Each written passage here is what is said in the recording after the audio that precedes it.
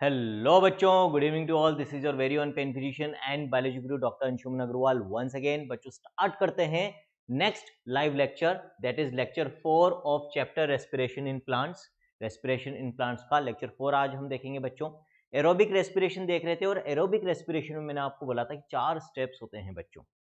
पहले स्टेप में जो कॉमन होता है एनएरोबिक और एरोबिक दोनों में, that is EMP pathway glycolysis. Second is link reaction, जहां पर pyruvic acid acetyl coenzyme A में ब्रेक होता है बच्चों। Third step was Krebs cycle, जिसको हम पीसीए साइकिल भी कहते हैं। एंड अल्टीमेटली बच्चों फिर इलेक्ट्रॉन ट्रांसपोर्ट सिस्टम की बारी आती है। जो पहले 3 सिस्टम हैं, जो 3 पार्ट्स हैं, 3 स्टेप्स हैं बच्चों, वो हम ऑलरेडी देख चुके हैं। ग्लाइकोलाइसिस का पार्ट हमने देख लिया, फिर लिंक रिएक्शन हमने देख लिया और अल्टीमेटली बच्चों हमने क्रेब्स साइकिल भी देख ली थी। ठीक, अब बारी किसकी है? इलेक्ट्रॉन ट्रांसपोर्ट सिस्टम की। तो अब वो स्टेप आ गया है बच्चों एरोबिक रेस्पिरेशन में, जहां पर जो एनर्जी है हम उसको ट्रैप करेंगे एटीपी के फॉर्म में। और ये जो एनर्जी रिलीज हो रही है बच्चों, ये एनर्जी मिल कहां से रही है? From redox reactions, oxidation reduction reactions, जो पूरे इस रेस्पिरेशन के दौरान हो रहे हैं, जिसकी वजह से हमें क्या मिल रहे हैं बच्चों? NADH मिल रहा है, FADH2 मिल रहा है। एक तरह से जो NADH है, FADH2 है, these are what? Energy reserves. इनके अंदर एनर्जी स्टोर है बच्चों। ठीक, और इन्हीं के अभी ऑक्सीडेशन से हम एनर्जी रिलीज करवाएंगे और उस एनर्जी को हम ट्रैप करेंगे, कन्वर्ट करेंगे एटीपी के फॉर्म में। कैसे? देखते हैं बच्चों। आज का जो लेक्चर है बहुत इंपॉर्टेंट है, क्योंकि अगेन यहाँ पर इलेक्ट्रॉन ट्रांसपोर्ट सिस्टम को लेकर कंट्रोवर्सीज भी रहती है, कुछ चेंजेस भी। पहले कुछ और पढ़ाया जाता था, अब कुछ और आ गया है बच्चों एनसीईआरटी के अंदर। क्वेश्चन क्योंकि एनसीईआरटी के डायग्राम से ही बनना है या एनसीईआरटी के कंसेप्ट से ही बनना है, तो यहाँ पर उस डायग्राम के भी पूरा पोस्टमार्टम हम करने वाले हैं। तो जो बच्चे अभी तक हमारे साथ नहीं जुड़े हैं, मेरे साथ जुड़कर अपनी नीट बायोलॉजी की प्रिपरेशन करना चाहते हैं, तो बच्चों 3 काम आपको करने हैं। चैनल को सब्सक्राइब कर लो। दूसरा काम बच्चों, प्ले स्टोर से हमारी जो बायोलॉजी लर्निंग ऐप है, दैट इज सोचिंग, उसे डाउनलोड कर लो बच्चों। और तीसरा काम, हमारे ऐप के डैशबोर्ड पे एज वेल एज हर वीडियो के डिस्क्रिप्शन में टेलीग्राम ग्रुप का लिंक मिल जाएगा, उसको ज्वाइन करके मुझसे कनेक्ट हो सकते हो और अपने बायोलॉजी डाउट्स भी मुझसे वहां पर पूछ सकते हो बच्चों। तो electron transport system and oxidative phosphorylation आज के लेक्चर का टॉपिक है बच्चों।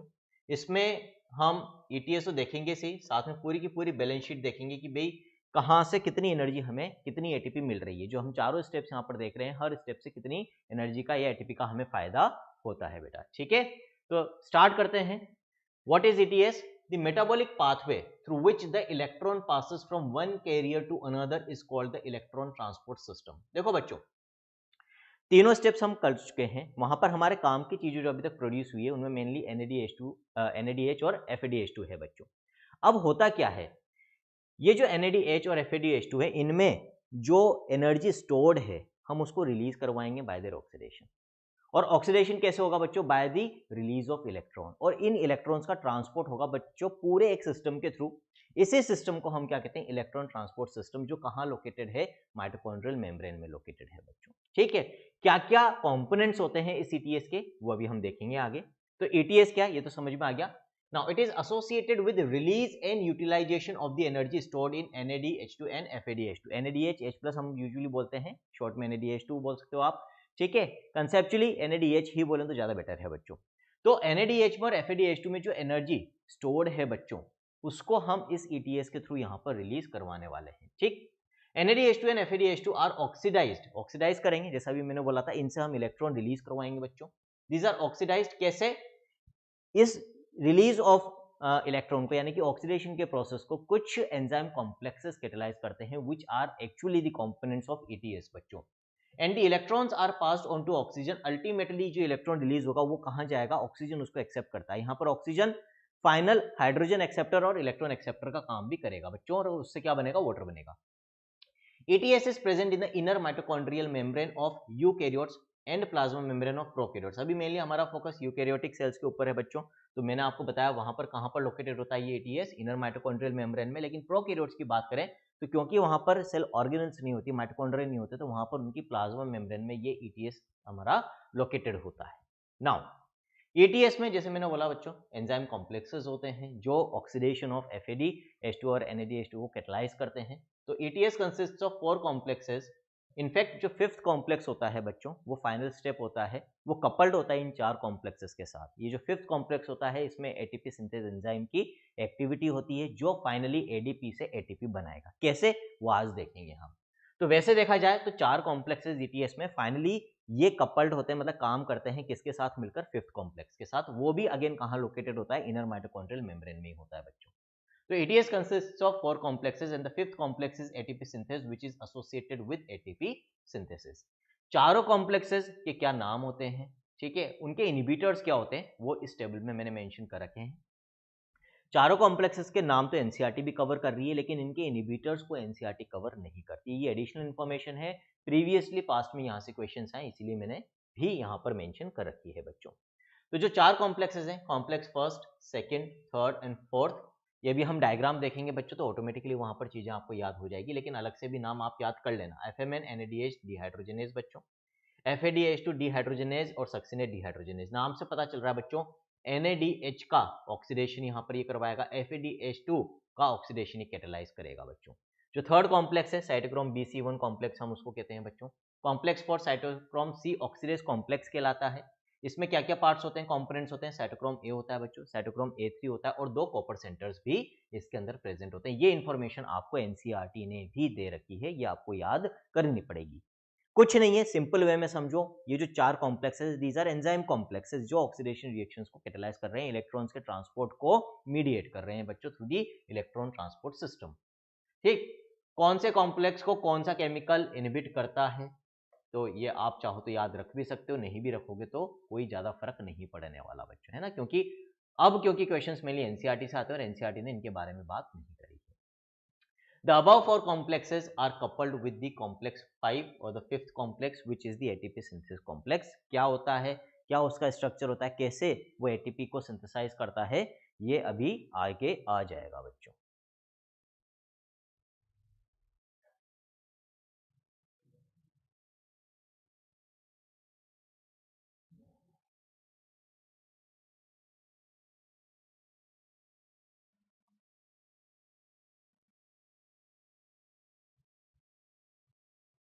चलो आगे बढ़ते हैं। तो जो कॉम्प्लेक्स फिफ्थ है बच्चों, उसको हम एटीपी सिंथेज या एटीपीज कॉम्प्लेक्स भी कह सकते हैं, ओलिगोमाइसिन उसका इनहिबिटर होता है। नाउ जो इलेक्ट्रॉन कैरियर्स का काम करेंगे बच्चों ईटीएस में, ये जो कॉम्प्लेक्सेस हैं, एक कॉम्प्लेक्स से दूसरे कॉम्प्लेक्स को इलेक्ट्रॉन्स को हमें ट्रांसपोर्ट करना होता है, ट्रांसफर करना होता है, तो किसकी मदद से होता है, इलेक्ट्रॉन कैरियर्स भी होते हैं बच्चों इलेक्ट्रॉन ट्रांसपोर्ट सिस्टम में।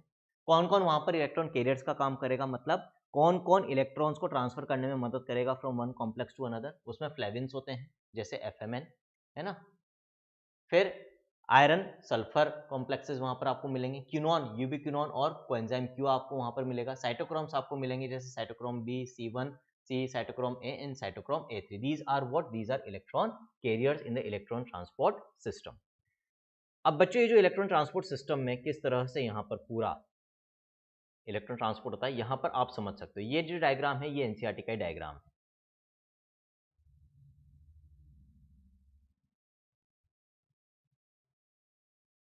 ये लो भाई, ठीक है। देखो यहाँ पर 4 कॉम्प्लेक्सेस आपको दिख रहे होंगे, कॉम्प्लेक्स फर्स्ट, कॉम्प्लेक्स सेकेंड, यहां पर कॉम्प्लेक्स फोर्थ है बच्चों, ठीक है। कॉम्प्लेक्स थर्ड ये लोकेटेड है, दिख गए चारों complexes, complex 1, complex second, complex fourth, और यहां पर ये कॉम्प्लेक्स थर्ड है बच्चों। Complex first NADH dehydrogenase, complex second succinate dehydrogenase या FADH2 डिहाइड्रोजनेज होता है, complex third is BC1 cytochrome complex होता है बच्चों, complex fourth is cytochrome C oxidase.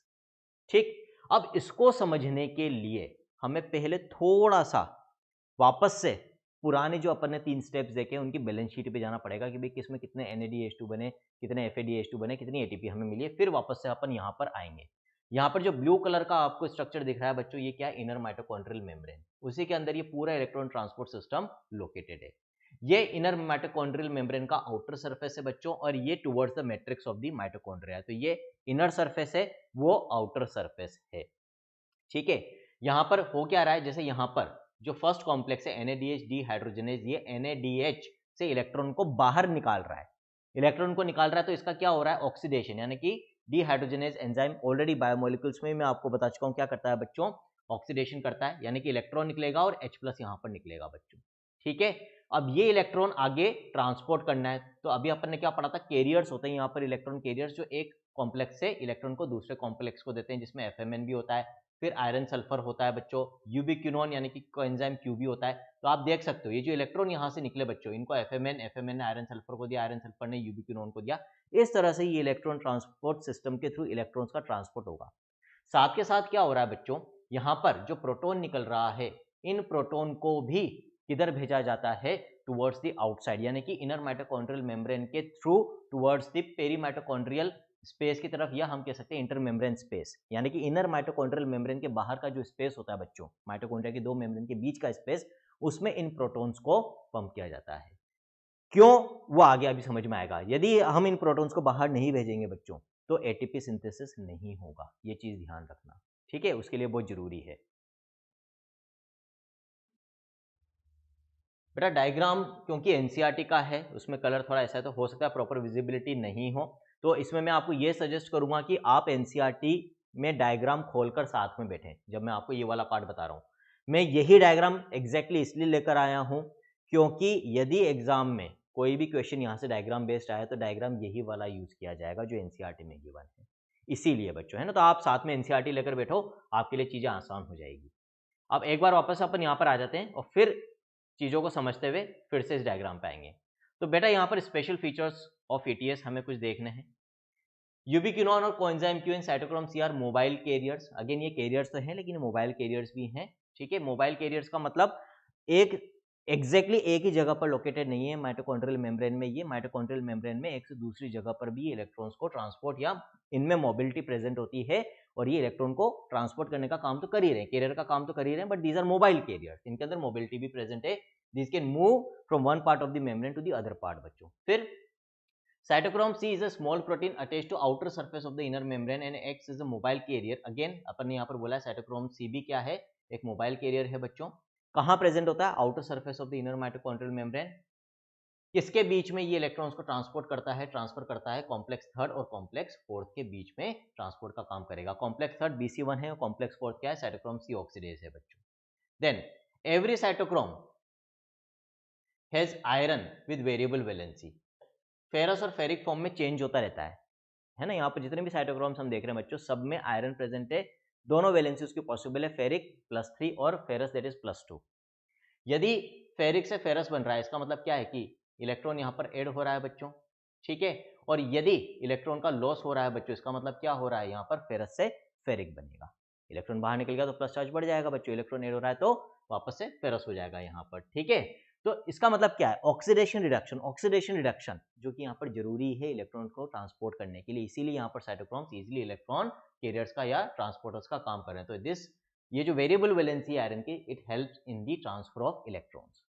Oxygen का क्या रोल है भाई, तो ऑक्सीजन के रोल में क्वेश्चन सिर्फ आपसे ये पूछा जाएगा कि भाई ऑक्सीजन कब रोल प्ले करेगी in the terminal stage, final stage में हम कह सकते हैं। दो काम है, एक तो इलेक्ट्रॉन को एक्सेप्ट करना और दूसरा प्रोटॉन को, हाइड्रोजन को एक्सेप्ट करना। हाइड्रोजन को एक्सेप्ट करना इसलिए जरूरी है बच्चों, यदि ऑक्सीजन मैट्रिक्स की तरफ ये हाइड्रोजन को, प्रोटॉन को एक्सेप्ट करेगी और वाटर बनाएगी, यदि ये वो काम नहीं करेगी तो अभी जो हमने यहाँ पर, अभी सिर्फ ये जो हम प्रोटॉन यहाँ पर बाहर भेज रहे हैं, जो यहाँ पर ये इकट्ठे हो रहे हैं बच्चों, ये अभी वापस अंदर आएंगे फिफ्थ कॉम्प्लेक्स के थ्रू, और जब ये फिफ्थ कॉम्प्लेक्स के थ्रू अंदर आते हैं तभी एटीपी सिंथेसाइज होती है यहाँ पर। अब ये अंदर कब आएंगे, जब इधर तो ज्यादा हो प्रोटॉन्स, इधर कम हो। तो इधर मैट्रिक्स की तरफ जो प्रोटॉन्स हैं उनको हटाना बहुत जरूरी। जो भी प्रोटॉन्स यहाँ पर आ रहे हैं उनको हटाने का काम कौन कर रही है, ये ऑक्सीजन कर रही है। ऑक्सीजन प्रोटॉन्स को एक्सेप्ट करके वाटर बना लेगी। तो इधर प्रोटॉन्स अक्यूमुलेट नहीं होंगे तो ऑटोमेटिकली एक ग्रेडियंट बना रहेगा कि बाहर ज्यादा इधर कम, तो प्रोटॉन्स का मूवमेंट इधर से इधर बना रहेगा। एक मोटिव फोर्स पीएमएफ डेवलप रहेगी, प्रोटॉन मोटिव फोर्स, जिसकी वजह से प्रोटॉन बाहर से अंदर की तरफ आएंगे और फिफ्थ कॉम्प्लेक्स फिर एटीपी सिंथेसाइज करता है। कैसे, वो भी आगे देखेंगे। तो अभी के लिए हमें क्या याद रखना है, यहां पर बच्चों जो ऑक्सीजन है उसका रोल क्या है लिख रखा है, एक बार पढ़ लेते हैं अपन।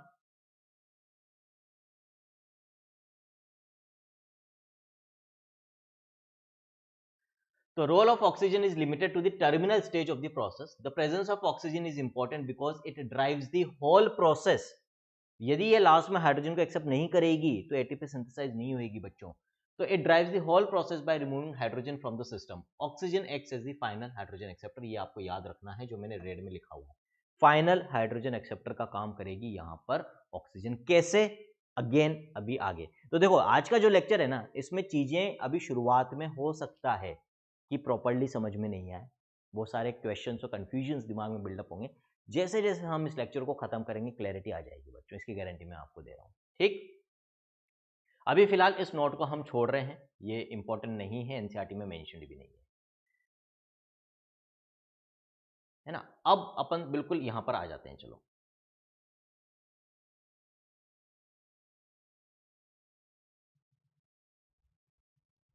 तो इन शॉर्ट एनसीईआरटी से डायग्राम साथ में लेकर बैठना बच्चों। 4 कॉम्प्लेक्स मैंने दिखा दिए थे, ये आखिरी कॉम्प्लेक्स जो है बच्चों, this is the 5th complex. इसके बारे में अलग से डायग्राम अपने ले रखा है, बात करेंगे। तो इन शॉर्ट अभी अपने को क्या याद रखना है कि चाहे ग्लाइकोलाइसिस हो, ग्लाइकोलाइसिस में बच्चों अपने को 2 NADH मिलते हैं। ये दोनों NADH भी हम ये मान के चल रहे हैं कि किस में आ जाएंगे, माइटोकॉन्ड्रिया में आ जाएंगे। कैसे आएंगे वो भी अपन बात कर लेंगे, कुछ शटल्स होते हैं, ट्रांसपोर्टर्स होते हैं, उनके लिए भी। ठीक है, उसके बाद बच्चों फिर अपन ने लिंक रिएक्शन देखा था, उसके बाद बच्चों फिर अपन ने क्रेब्स साइकिल देखी थी। ठीक है, इन तीनों प्रोसेस से यदि मैं NADH की काउंटिंग करूं, एक ग्लूकोज मॉलिक्यूल के हिसाब से मैं बात कर रहा हूं, तो मुझे 10 NADH मिलेंगे बच्चों, और 2 FADH2 मिलते हैं। 10 NADH2, 2 FADH2 मिलते हैं बच्चों। ठीक, कैसे, देखो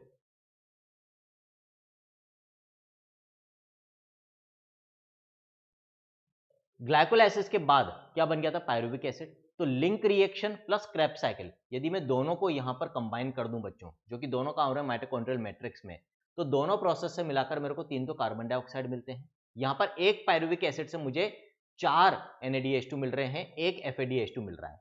लेकिन यदि मैं एक ग्लूकोज मॉलिक्यूल की बात करूंगा, तो बच्चों एक ग्लूकोज मॉलिक्यूल से बाय EMP पाथवे मेरे को 2 पायरुविक एसिड मिलते हैं।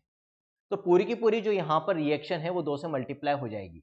तो from 1 glucose link reaction plus Krebs cycle, दोनों से 8 तो NADH plus H plus NADH2, short में मैं कह सकता हूं 2 FADH2 और 2 ATP हमें मिलेगी बच्चों। ATP सबसेट लेवल फॉस्फोराइलेशन से, आप याद करो क्रेब्स साइकिल में GTP से GTP बनती है ना, इक्विवेलेंट टू ATP, वो 2 ATP हमें मिलती है।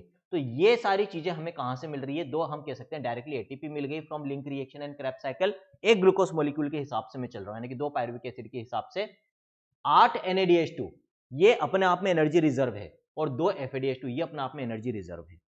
जब इलेक्ट्रॉन ट्रांसपोर्ट सिस्टम अपना रोल प्ले करेगा, तो हर NADH2 से वो 3 ATP बनाता है, और हर FADH2 से 2 ATP बनाता है बच्चों।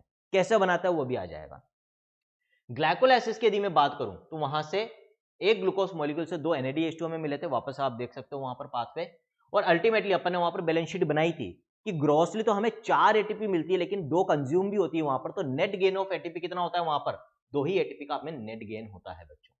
तो हम कह सकते हैं 4 तो हमें सीधे सीधे ATP मिल रही है, लेकिन बाकी जो एनर्जी वो किस फॉर्म में स्टोर्ड है बच्चों, 10 NADH2 और 2 FADH2। अब इनसे ATP बनाने के लिए किसकी जरूरत है, 4th स्टेप की, that is electron transport system.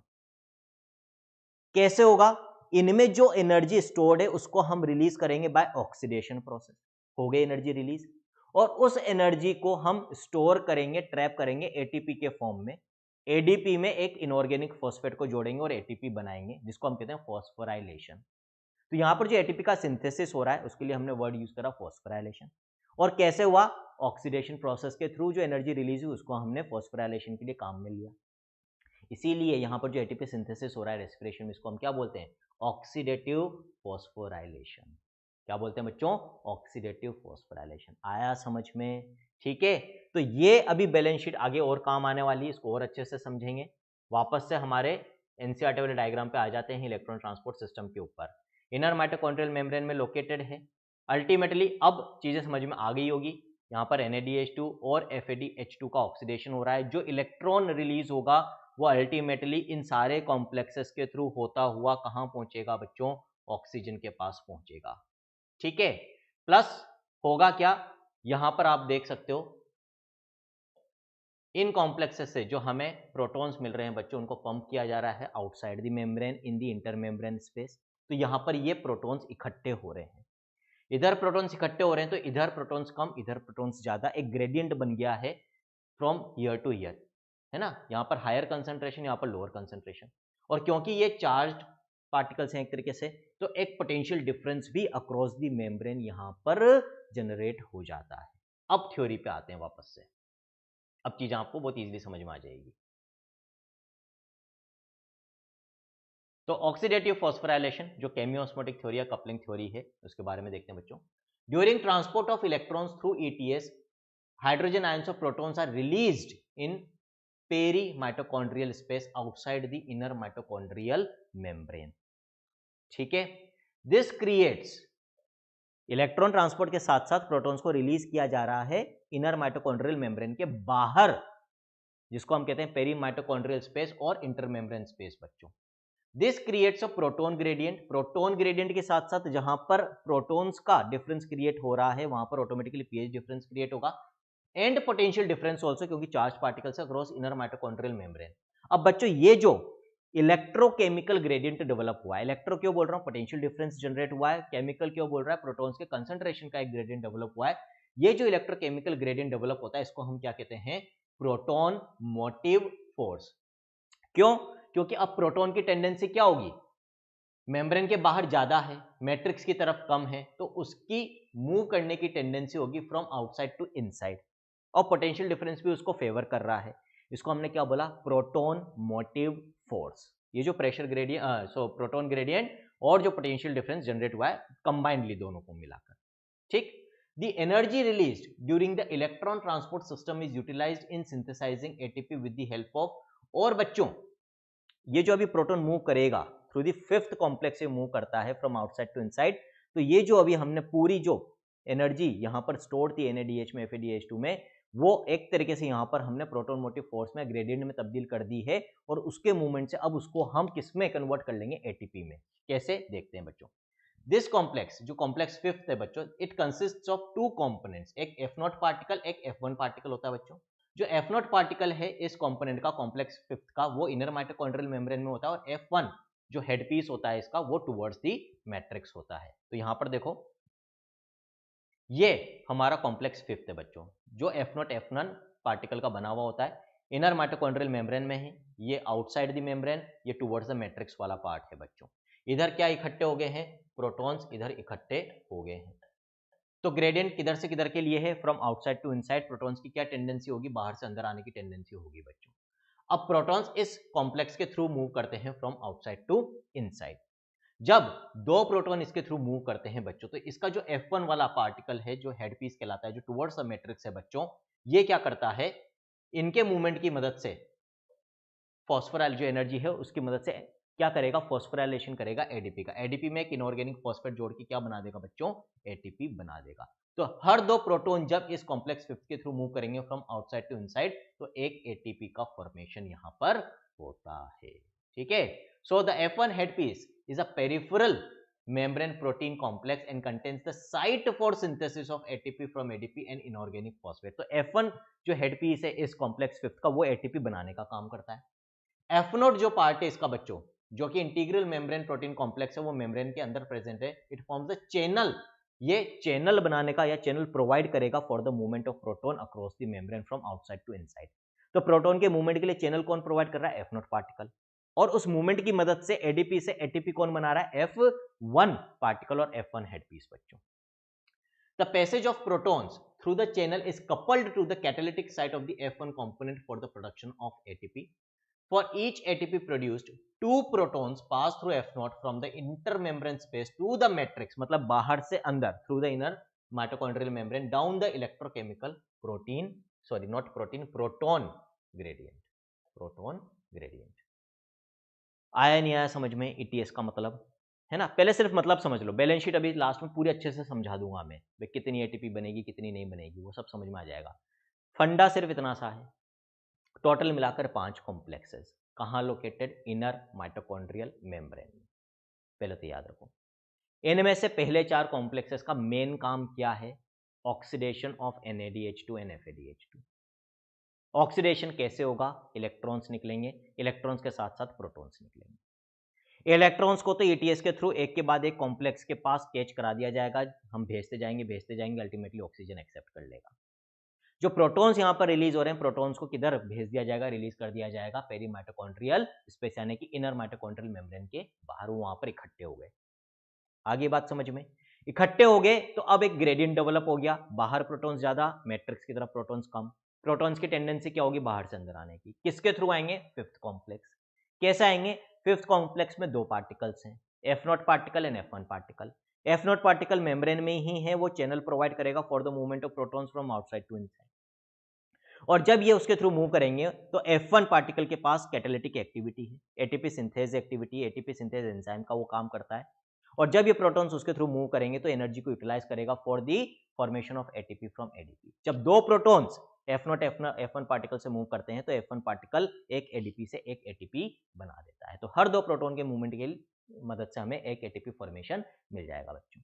अब ये जो प्रोटॉन्स बाहर से अंदर आ रहे हैं तो अंदर वापस इकट्ठे होने लगे, अंदर इकट्ठे हो गए तो ये मूवमेंट रुक जाएगा, एटीपी फॉर्मेशन रुक जाएगा। तो लगातार ये एटीपी फॉर्मेशन चलता रहे, उसके लिए जरूरी है कि अंदर प्रोटॉन्स इकट्ठे नहीं हो। तो अंदर से प्रोटॉन्स को रिमूव करने का काम कौन कर रही है, ऑक्सीजन। इसीलिए हमने क्या बोला, फाइनल हाइड्रोजन एक्सेप्टर कौन है बच्चों, ऑक्सीजन है। बिल्कुल, बाहर जितने ज्यादा आपके प्रोटॉन्स एक्यूमुलेट होंगे उतनी ही ज्यादा एटीपी सिंथेसिस होगा बच्चों। और प्रोटॉन्स कितने ज्यादा इकट्ठे होंगे, जितने ज्यादा NADH2 आपको मिल रहे हैं। कितने NADH2 मिलेंगे, जितना ग्लूकोज का यहाँ पर एरोबिक रेस्पिरेशन हुआ है। जितना ज्यादा ग्लूकोज मॉलिक्यूल्स एरोबिक रेस्पिरेशन के थ्रू कंप्लीटली ब्रेक डाउन होंगे उतने ही ज्यादा NADH2 आपको मिलेंगे। जितने ज्यादा NADH2, जितने ज्यादा FeDH2 आपको मिलेंगे उतनी ज्यादा अल्टीमेटली एटीपी यानी कि एनर्जी रिलीज होगी। तो हम बोलते भी हैं, ज्यादा आप खाना खा रहे हो, ज्यादा ग्लूकोज इंटेक ले रहे हो आपको, तो ऑटोमेटिकली एनर्जी प्रोडक्शन भी ज्यादा ही होगा।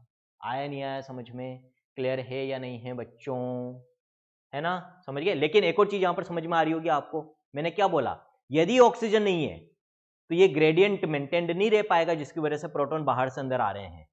क्योंकि अंदर जो प्रोटॉन आ रहे हैं उनको वहां से फटाफट हटाने का काम कौन कर रही है, ऑक्सीजन ही कर रही है। इसीलिए हमने क्या बोला, एरोबिक रेस्पिरेशन को चलाने के लिए ऑक्सीजन की प्रेजेंस भी जरूरी है।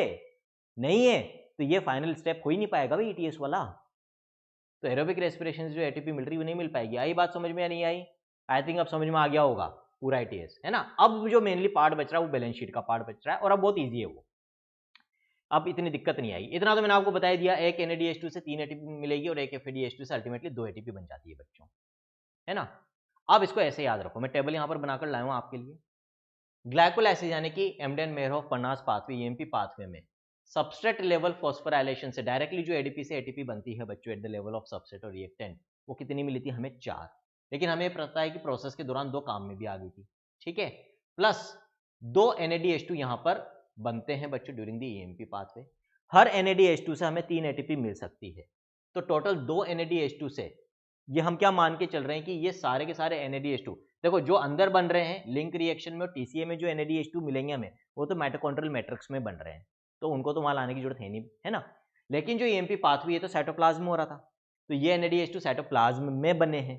लेकिन ETS कहां पर थे बच्चों, mitochondrial membrane, inner mitochondrial membrane में। तो इन NADH2 का कहां पहुंचना जरूरी है, माइटोकॉन्ड्रिया के अंदर पहुंचना जरूरी है। और ये अभी हम ये मान के चल रहे हैं कि ग्लाइकोलाइसिस वाले NADH2 भी यदि माइटोकॉन्ड्रिया के अंदर पहुंच जाएंगे तो हमें 2 NADH2 से कितनी एटीपी मिलेगी, 6 या फिर 4। अब ऐसा मैंने क्यों लिखा है बच्चों, उसका रीजन देखो यहां लिखा हुआ है। ये जो EMP पाथवे यानी कि ग्लाइकोलाइसिस के NADH2 हैं, इनको बाहर से अंदर लाने का काम बच्चों 2 ट्रांसपोर्टर्स करते हैं, जिनको हम शटल्स कहते हैं। एक का नाम होता है मेलेट एस्पार्टेट शटल और दूसरे का नाम होता है ग्लिसरॉल फॉस्फेट शटल बच्चों। इनमें से जो मेलेट एस्पार्टेट शटल है वो तो क्या करेगा, इन 2 NADH2 को जब अंदर लाएगा तो उसके लिए कोई एनर्जी डेफिसिट यहां पर क्रिएट नहीं करेगा। लेकिन ग्लिसरॉल फॉस्फेट शटल जब NADH2 को अंदर लाता है तो अल्टीमेटली इस NADH2 से जो ग्लिसरॉल फॉस्फेट शटल के थ्रू आई है, हम सिर्फ 2 ही एटीपी ले पाते हैं बच्चों, 3 एटीपी उससे जनरेट नहीं हो पाती। आप सिर्फ इतना याद रखो, ज्यादा डिटेल में मैं नहीं जाने के लिए कहूंगा क्योंकि NCERT ने मेंशन नहीं करा है ना। कंसेप्चुअली यदि हम इसको डिटेल में पढ़ें तो कहानी थोड़ी अलग है, लेकिन आप सिर्फ इतना से याद रख लो कि यदि मेलेट एस्पार्टेट शटल से NADH2 अंदर आया है तो हर NADH2 से हमें 3 एटीपी मिलेगी। लेकिन वो NADH2 जो ग्लिसरॉल फॉस्फेट शटल की मदद से अंदर आया है उससे हमें 2 ही एटीपी मिलेगी। तो यहां पर 2 पॉसिबिलिटीज है ना। EMP पाथवे से जो 2 NADH2 अंदर आ रहे हैं, यदि मेलेट एस्पार्टेट शटल से आए तो दोनों से कुल मिलाकर 6 एटीपी मिलेगी। लेकिन यदि ग्लिसरॉल फॉस्फेट शटल से आए तो दोनों से मिलाकर हमें सिर्फ 4 ही एटीपी मिलेगी बच्चों। ठीक, तो अल्टीमेटली हम क्या कह सकते हैं, और ईएमपी पाथवे के दौरान 2 काम में भी आ रही थी, तो गेन कितने का हो रहा है, या तो 10 या 8, लेकिन उनमें से 2 काम में आ रही है, तो नेट गेन एटीपी का अल्टीमेटली ईटीएस पूरा होने के बाद, इलेक्ट्रॉन ट्रांसपोर्ट सिस्टम के थ्रू एटीपी जनरेट होने के बाद ईटीएस ईएमपी पाथवे से हमें कितनी एटीपी मिलेगी, आइदर 8 और 6। लिंक रिएक्शन की यदि हम बात करें तो लिंक रिएक्शन से 2 NADH2 मिलते हैं, हर NADH2 से 3 एटीपी, 2 से 6, तो यहां पर 6 एटीपी हमें मिल जाएगी बच्चों। टीसीएस साइकिल की मैं बात करूं बच्चों, तो टीसीएस साइकिल में कुल मिलाकर, अभी हम एक ग्लूकोज मॉलिक्यूल के हिसाब से चल रहे हैं, ध्यान रखना है ना, गड़बड़ मत कर देना। हमने शुरुआत एक ग्लूकोज से करी है, तो फिर ईएमपी पाथवे के बाद 2 पायरुविक है ना, लिंक रिएक्शन के बाद 2 एसिटाइल कोएंजाइम है, तो उस हिसाब से देखा जाए एक ग्लूकोज मॉलिक्यूल के हिसाब से हम कैलकुलेशन कर रहे हैं पूरी, तो क्रेब्स साइकिल में 6 तो NADH2 और 2 FADH2 मिलेंगे।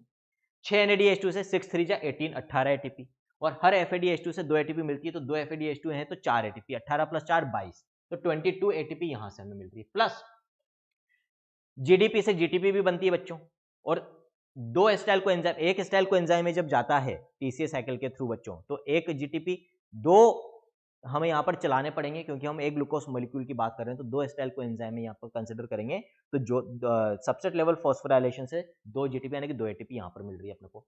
तो कुल मिलाकर टीसीएस साइकिल से हमें यदि एक ग्लूकोज मॉलिक्यूल की मैं बात करूँ तो कितनी एटीपी मिलेगी, 24, 24 यहाँ से, 6 यहाँ से 30। अब यहाँ से 2 पॉसिबिलिटी है, मेलेट एस्पार्टेट शटल है तो 8, प्रोकैरियोट्स में भी 8, ठीक है, क्योंकि वहां पर शटलिंग की कोई जरूरत नहीं है, वहां पर सारा काम वहीं हो रहा है बाहरी। और यदि ग्लिसरॉल फॉस्फेट शटल काम में आया तो फिर 6। तो अल्टीमेटली जो net gain, net production of ATP हमें मिल रहा है बच्चों फ्रॉम एरोबिक रेस्पिरेशन, या तो 38 होगा या फिर 36 होगा। 38 कब होगा, जब मेलेट एस्पार्टेट शटल है, 36 कब होगा, जब ग्लिसरॉल फॉस्फेट शटल है। तो मुझे नहीं लगता अब इसमें कोई भी डाउट होगा। अब एनसीईआरटी ने क्या बोला है कि भाई ये जो अभी हमने यहाँ पर पूरी जो बैलेंस शीट बनाई है एटीपी फॉर्मेशन की, भाई कितनी एटीपी कैसे मिल रही है, ये एक बहुत आइडियल सिचुएशन है जो प्रैक्टिकली वास्तव में बॉडी में 100% एफिशिएंसी के साथ नहीं होती है ना। अब इसके बाद जो नेक्स्ट लेक्चर हमारा होगा बच्चों रेस्पिरेशन का, वो लास्ट लेक्चर होगा, उसमें हम बात एनारोबिक रेस्पिरेशन फर्मेंटेशन की बात करेंगे और रेस्पिरेटरी क्वेश्चन की और कुछ मिसलेनियस पॉइंट, खत्म हो जाएगा चैप्टर हमारा। तो वहां पर थोड़ा सा इसके बारे में बात होगी कि आइडियल सिचुएशन नहीं है बच्चों, कैसे। The above calculation is theoretical based on following assumption. तो हम ये मान के चल रहे हैं कि भाई ऐसा हो रहा है, तब जाकर हमें जो अभी हमने पूरी बैलेंस शीट बनाई वो मिलेगी। क्या क्या मान के चल रहे हैं हम, पहली चीज हम ये मान रहे हैं there is a sequential orderly pathway functioning with one substrate forming the next and with glycolysis TCA cycle and ETS pathway following one after another। मतलब क्या इसका, अभी हमने क्या बोला, 4 स्टेप में एरोबिक रेस्पिरेशन, सबसे पहले ईएमपी पाथवे, फिर लिंक रिएक्शन, फिर टीसीएस साइकिल, फिर ईटीएस, एक के बाद एक हो रहे हैं, ये पढ़ाया मैंने है ना। लेकिन बॉडी में सारी चीजें एक साथ चल रही है ना, ईएमपी पाथवे भी चल रहा है साइटोप्लाज्म में, फिर माइटोकॉन्ड्रिया के अंदर उसी वक्त लिंक रिएक्शन भी चल रहा है, और उसी वक्त क्रेब्स साइकिल भी चल रही है, और उसी वक्त ईटीएस भी चल रहा है। तो ये आइडियल सिचुएशन बैलेंस शीट तब सही है जब ये एक के बाद एक हो, एक बार में एक ही हो रहा हो। वो थ्योरेटिकली है, बट प्रैक्टिकली ऐसा नहीं होता। तो हम इस थ्योरेटिकल कैलकुलेशन के लिए एनसीईआरटी ने साफ कह दिया है कि भाई this is not a practical situation. आपको ये अज्यूम करके चलना है ये सब स्टेप्स एक के बाद एक हो रहे हैं, ठीक है। पहला अजम्पशन तो ये है। दूसरा अजम्पशन क्या है, the NADH synthesized in glycolysis is transferred into the mitochondria and undergoes oxidative phosphorylation। हमने दूसरा अजम्पशन ये भी माना है कि ईएमपी पाथवे में साइटोप्लाज्म में जो 2 NADH2 हमें मिले थे वो भी कहाँ चले गए, माइटोकॉन्ड्रिया के अंदर, और वो भी ऑक्सीडेटिव फॉस्फोराइलेशन में काम में आ रहे हैं ईटीएस के थ्रू। तीसरा अजम्पशन क्या है, none of the intermediates in the pathway are utilised to synthesise any other compound. बीच में जितने भी सबस्ट्रेट्स या रिएक्टेंट्स या कंपाउंड्स बन रहे हैं, सब्सटेंसेस बन रहे हैं, तीनों चारों स्टेप के अंदर बच्चों हम ये मान के चल रहे हैं इनमें से कोई भी केमिकल किसी और पाथवे में या किसी और चीज को बनाने में या किसी और चीज रिएक्शन में काम में नहीं आ रहा है। इसके बारे में हम बात करेंगे एम्फिबोलिक पाथवे, जो है नेक्स्ट टॉपिक है हमारा लास्ट लेक्चर में। Only glucose is being respired, no other alternative substrates are entering in the pathway at any intermediary stages। एक और चीज कि प्योरली एंड प्योरली एक्सक्लूसिवली यहाँ पर किसका एरोबिक रेस्पिरेशन हो रहा है, ग्लूकोज के अलावा किसी और चीज का किसी फैटी एसिड का, अमीनो एसिड का, ऑर्गेनिक एसिड का एरोबिक रेस्पिरेशन यहाँ पर नहीं हो रहा, हम ये मानकर चल रहे हैं। तब जाकर ये बैलेंस शीट जो हमने बनाई है कि भाई हमें एरोबिक रेस्पिरेशन में एक ग्लूकोज मॉलिक्यूल से अल्टीमेटली 36 से 38 एटीपी मिलती है, इट स्टैंड्स ट्रू। ठीक है, तो it is an ideal situation है एक तरह से देखा जाए तो बच्चों। तो आई थिंक अब जो एरोबिक रेस्पिरेशन का पूरा प्रोसेस है आपको कंसेप्चुअली समझ में आ गया होगा बच्चों। अभी भी कोई डाउट हो तो पूछ सकते हो। नाउ जो नेक्स्ट लेक्चर होगा रेस्पिरेशन का, that will be our last lecture, उसमें हम रेस्पिरेशन इन प्लांट्स कंप्लीट कर लेंगे। ठीक है, तो कोई डाउट हो बच्चों पूछ लो, अभी नहीं तो फिर हम लेक्चर को वाइंड अप करेंगे। 10 सेकंड का टाइम दे रहा हूं।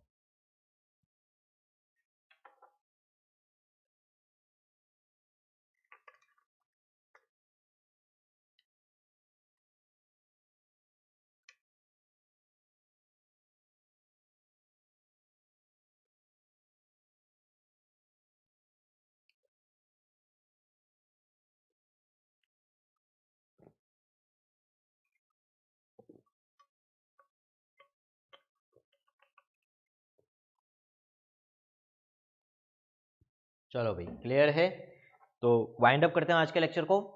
This is all in this lecture from my friend, mentor and motivator doctor Anshuman, signing off बच्चों। Thank you.